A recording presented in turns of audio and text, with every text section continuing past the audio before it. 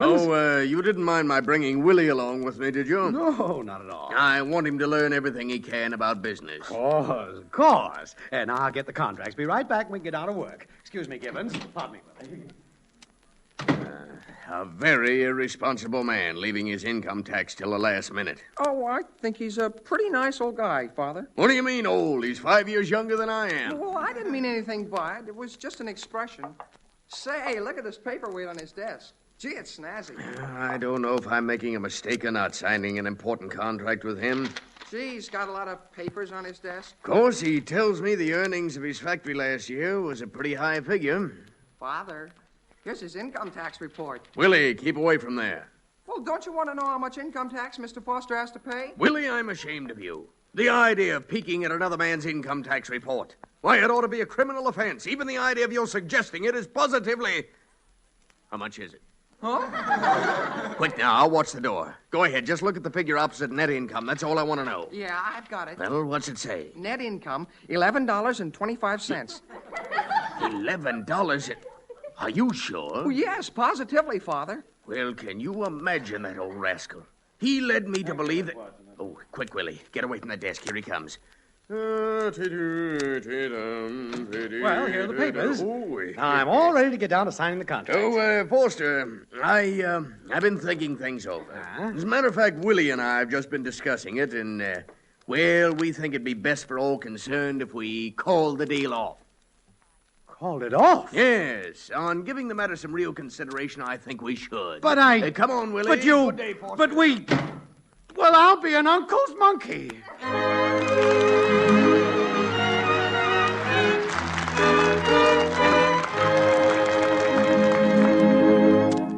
Well, it looks as if Judy's income tax report is going to make a big difference in Father's income. We'll see in a moment. So, you know, folks, many of our friends have written us that the familiar metal carrier for Tums makes a convenient holder for the new fiber ration tokens. Now, these metal Tums carriers, which used to be packed into every handy 3-roll package of Tums, are, of course, no longer available, since along with so many other precious metals, they've gone to war. But many people are lucky enough to still have one or more of these containers on hand. Now, if you're one of these fortunate souls, you'll be glad to know that the new ration tokens fit just perfectly into the Tums metal container, which holds 40 tokens. Handiest thing imaginable. Now, we still have a few of these Tums carriers in stock. And as long as they last, we'll be delighted to send you one free. See the instructions on the front of the 3-roll package of Tums. And then write Tums at St. Louis, Missouri, for your free Tums carrier for the new ration tokens. And remember, always carry Tums with you, for you'll never know when or where acid indigestion will strike. That address again is Tums, T-U-M-S, St. Louis, Missouri. And now back to A Date with Judy.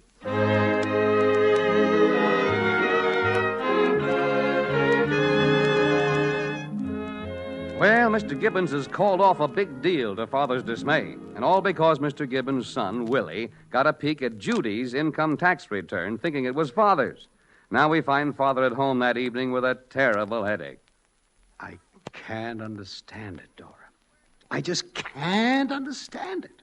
We'd worked on that contract for weeks, and just when it was all set to sign, bang. Oh, I never did like Mr. Gibbons. Oh, I got the most awful headache. I thought something was wrong when you barged in here in the middle of the afternoon. Take another aspirin, dear. Take 2 of them. Did you get your income tax return filed today? No, that's another thing. In my hurry this morning, I picked up that darn thing Judy had been making out. You did? I could spank her. Oh. Now I'll have to file mine tomorrow, the last day. And you know what lines there are on the last day. Probably take me hours. Oh, Melvin, I'm so sorry. Oh, thanks, Dora.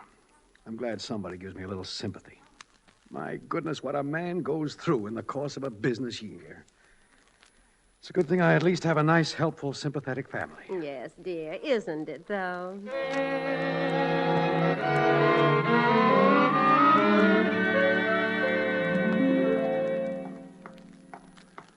Hey, Judy! Judy! Oh, it's you. Well, you don't need to try to play up to me, Willie Gibbons. I'm mad at you. Me? What did I do? It's not only you, it's your whole family. Do you know what your father did to my father? He refused to sign the contract. And poor Father came home tonight a physical wreck. Well, but Judy, I wouldn't be surprised if he had a nervous breakdown. But Judy, the reason my father called the deal off was because my father knows that your father is, well, kind of impoverished. Impoverished? Why, that's perfectly ridiculous. How could your father get an idea like that? Well, I can't imagine. Why, my father makes just stacks of money. He does? Of course he does. Are you sure that's the reason your father won't give my father the contract? Sure, I'm sure. Willie, would you consider trying to right a terrible mistake? Well... I knew you would be. Willie, you're very anxious to take Mitzi to the dance Friday night, aren't you? Well, you bet. But I already asked her. She said no. Well, if I get you a date with Mitzi, will you get your father over to my house tonight for dinner? Oh, but gee, Judy, You know, of course, that Mitzi is my most intimate bosom friend this week. She listens to me. Judy, it's a deal. My father will be at your house tonight.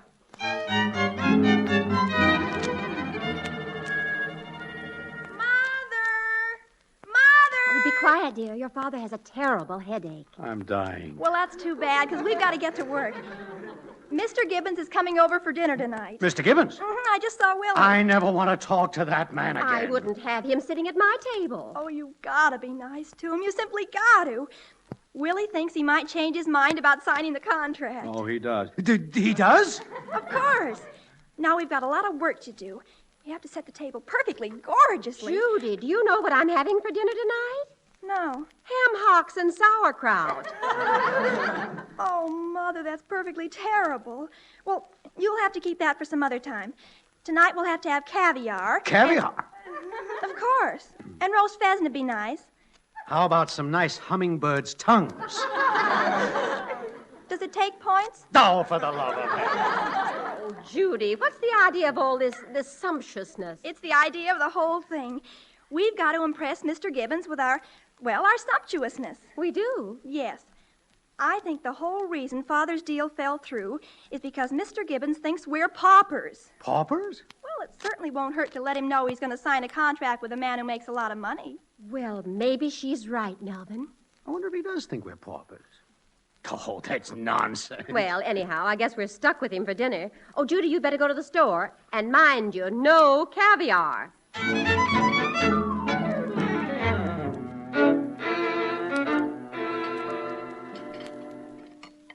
Oh, Mrs. Foster, this is mighty good liver paste. Thank you, Mr. Gibbons. Yes, I think it's nice for a change. We get so tired of caviar. Oh, we can hardly look at it anymore. Melvin, would you pour Mr. Gibbons another glass of water? Okay. I feel just dreadful about the champagne, Mr. Gibbons. What champagne? To think that we had to run out of it the very night we have company for dinner. Yeah.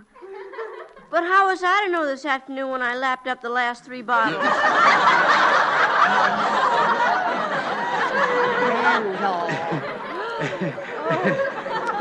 Don't pay any attention to him. You know how kids are, Mr. Gibbons. Yes. Doesn't my boy think he's a swooner crooner? Oh. Pater, dear. Oh, Pater, I was speaking to you. Who's Peter? You, of course. Well, I'll be down. As I was saying, Pater, dear, whatever happened to that yacht we used to own when we went on the lake? We sold it back to the canoe man for $4.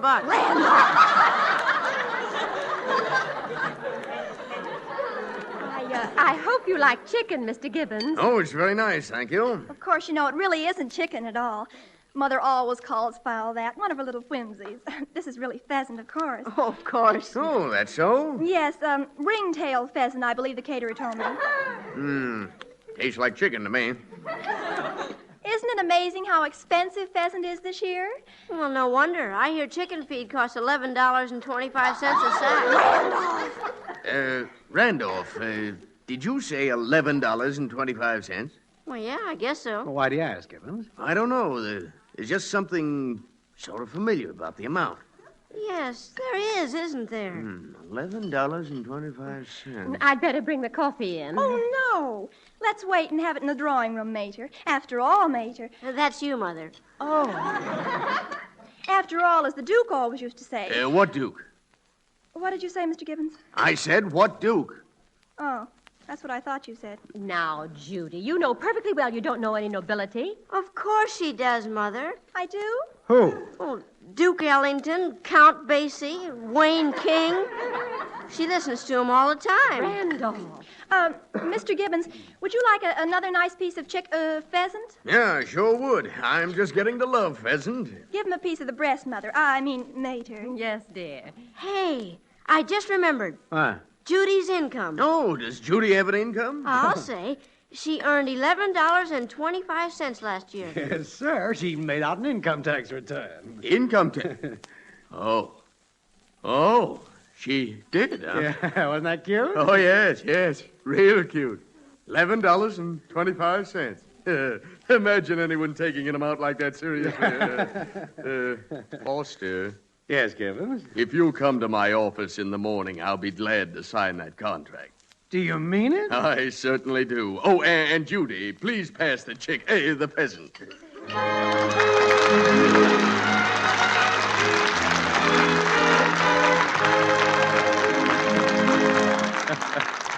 Well, Judy will be back with us in just a moment.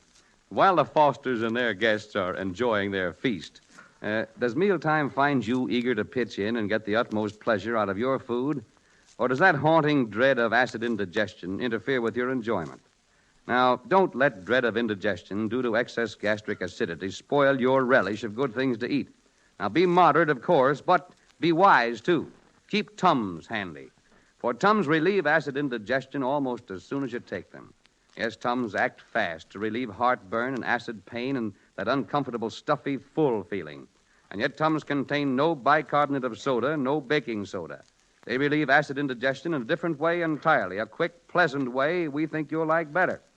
Tums are easy to take, too. There's nothing to mix or stir. You don't even need water. Just take 1 or 2 Tums, as you would candy mints, and know what it is to relieve an upset acid stomach quickly. Tonight, or first thing tomorrow morning, ask at any drugstore for Tums, only 10 cents a roll, or the handy 3-roll package for $0.25. But be sure you get Tums for the tummy, Tums. There are many imitations of Tums, but no substitute for them. And now, here are the Fosters again.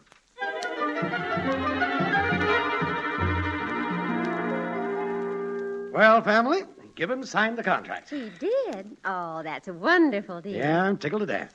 Only I can't figure out what made him change his mind. Oh, I'm sure it's just because you're a very clever businessman and made him realize it. Probably something you said at the dinner table, Father. Think so? Well, I am pretty cagey about business matters, if I do say so myself. What'd I say? You asked him if he'd have another piece of chicken. Oh, well, I don't remember exactly, but it must have been something very clever. You know, Gibbons really got a kick out of Judy's income tax return. Yes, he did. Hey, that was it. Mr. Gibbons was impressed by the idea of there being 2 breadwinners in the Foster family. Why, sure. Mr. Gibbons couldn't turn down a deal with a firm that has all Judy's earnings behind it. Of course not.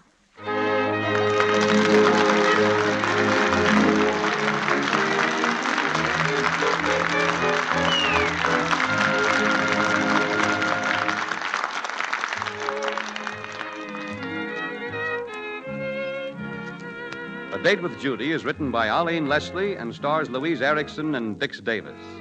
The original music is composed and conducted by Tommy Peluso. The program is produced and directed by Helen Mack. This is Art Baker inviting you to be with us again next Tuesday at the same time to keep your Date with Judy, chaperoned by Tums, quick relief from acid indigestion. Get a roll tonight, only 10 cents at all drugstores.